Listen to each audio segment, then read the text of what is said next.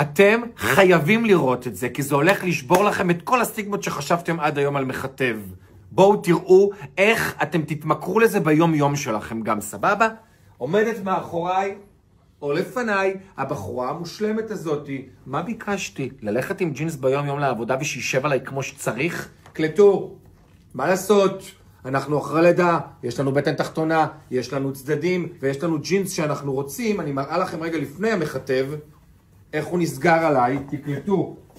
חברים, אין פה AI, אין פה פוטושופים, הכל real, you know, ממש סוגרת את הרוחסן שתראו אותו עד הסוף.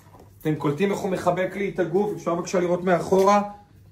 אין פה פוטושופ, אין פה עבודה בעיניים.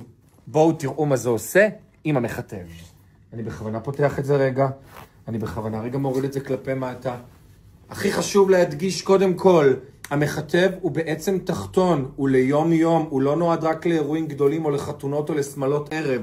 הוא בצורה כל כך מדויקת שמחבקת את אזור החלציים ככה, שאף פעם לא יחתוך לך את הטוסיק מאחורה. אני מעלה אותו כמה שיותר גבוה, עד כמעט בית החזה. מתחתיו כמובן, עדיין אני מרוויחה פה את רצועות החיטוב המטורפות האלה. שימו לב, לפני דקה הכל זז ועשה פה מה שהוא רוצה, תקלטו. רגע לפני, אני רוצה שתראו את הגב. הוא מחבק בעצם את כל אזור הגב עם דאבל שכבה שמעלימה לי את כל הכפלונים פה מאחורה. תראו, שימו לב. אני הולכת לסגור את הג'ינס, מה שלפני רגע כמעט התפוצץ.